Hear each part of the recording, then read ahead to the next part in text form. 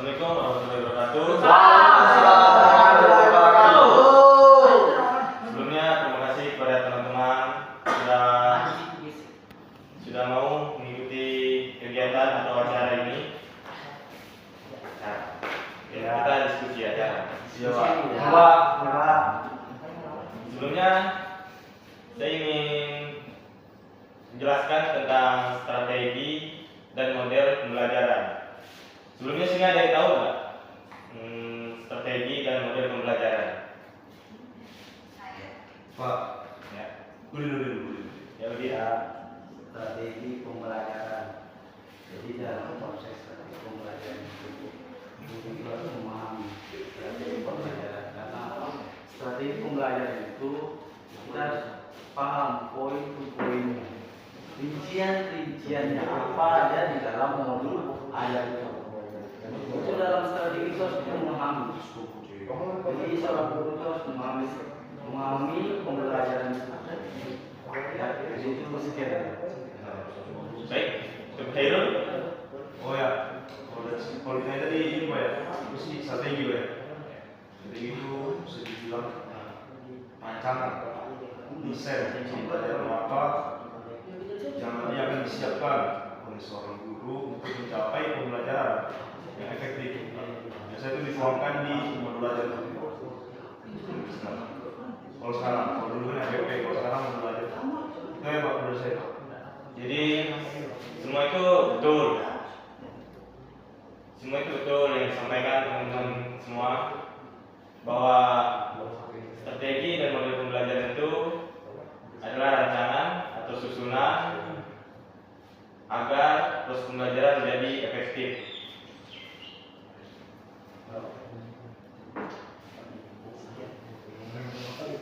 Bapak punya cerita satu pengalaman teman Bapak mengajar di SSB sepak bola. Jadi di sana itu ada yang namanya rancangan atau proses dalam latihan, baik dari segi pemanasan, inti, sampai ke game. Jadi semua itu sudah termasuk strategi atau susunan. Mungkin susunan Pak. Ya, susunan. Memang itu susunan dari prosedur dalam budaya. Karena budaya itu harus memahami dari proses pembelajaran. Ya, Proses betul. pembelajaran itu ada 3 poin: pendahuluan, inti, dan struktur. Jadi di situ kita harus memasukkan. Jadi itu betul semua yang diucapkan oleh Syarudin. Jadi di sana bukan cuma dari strategi atau model pembelajaran, di sana juga ada yang namanya dari sikap atau kepribadian seorang pelatih. Seorang pelatih itu harus tegas dalam mendidik peserta didiknya, baik dari muridnya, gurunya, itu harus tegas.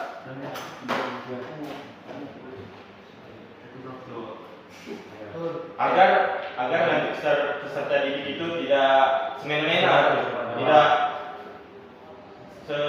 tidak menghargai gitu pada pelatihnya. Jadi kita harus menjalankan strategi itu agar peserta didik itu dapat ilmunya, ya, memahami.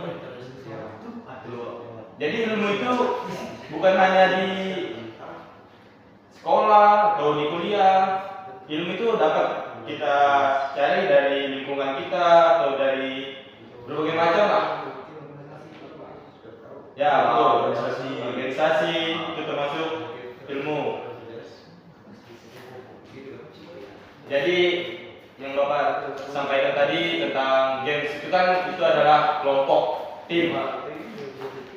Jadi di situ kita dapat belajar juga. Banyak dari tim itu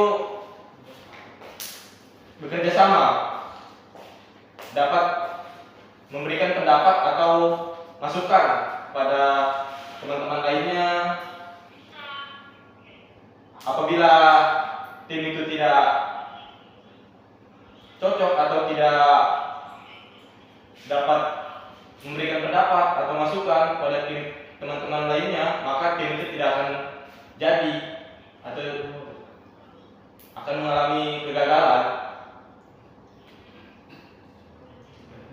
Jadi intinya itu, untuk menjadi seorang pelatih, guru, itu semua harus memiliki jiwa ketegasan, baik dari sifat, kepribadian, watak, itu semua harus dimiliki oleh seorang guru.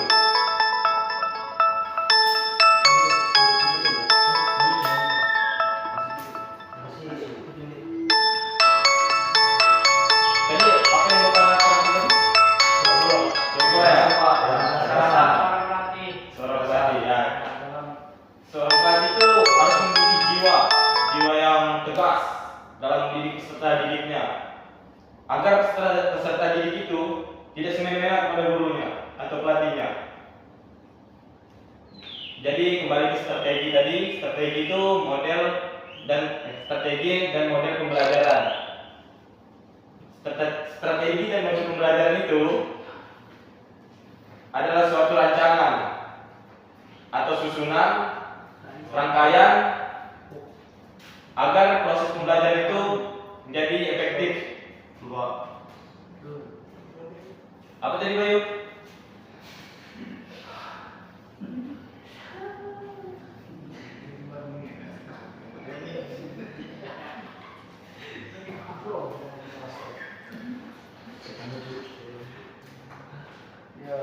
Betul Bayu.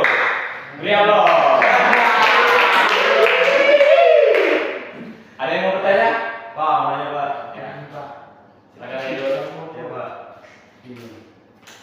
Ini Pak, tadi yang Bapak bilang ini bukan cuma ini juga bukan untuk Bapak aja, tapi kita diskusi semua ya. Ya. Tadi kan Bapak bilang itu ada model ketegasan Pak ya. Ya. Plus minusnya Pak, kalau kita ngajar dengan ketegasan itu apa sih Pak? Dampak yang dirasakan oleh peserta didik Pak. Ini sih tanya saya. Baik. Ketegasan itu bukan hanya di saat pembelajaran, Iya. tapi ketegasan itu baik di luar agar disegani, tapi tidak semena-mena kita melakukan ke peserta didik gitu. Nanti peserta didiknya menjadi takut untuk misalnya latihan jadi tidak hadir gitu. Itu minusnya Pak ya? Iya. Lebih baik kita ada bercandanya juga, Disesuaikan ya? tapi disesuaikan pada saat waktu yang kosong atau apa. Baik, ada lagi yang ingin bertanya? Andri Pak, Andri Pak. Pak, bertanya Pak. Ya. Untuk mengajar dalam ketegasan itu Pak, apabila menemukan siswa nih yang diatur tuh agak susah gitu Pak, itu atau dikasih tegasan terus-terusan kah atau gimana Pak? Nah, di situ kita pertama dalam menjalankan strategi itu dan model pembelajaran ada yang namanya peraturan. Peraturan itu dibentuk di awal agar peserta didik itu tidak melanggar gitu. Kan melanggar ada konsekuensinya. Jadi kita membuat kesepakatan atau peraturan di awal yang tidak boleh dilanggar dan tidak boleh dilakukan oleh peserta didik. Baik Pak. Apabila melanggar, itu akan mendapatkan hukum atau konsekuensinya. Pak. Tuh. Jadi ada lagi yang ingin bertanya? Cukup Pak. Cukup ya? Cukup. Oh. Anu Pak. Saya Pak.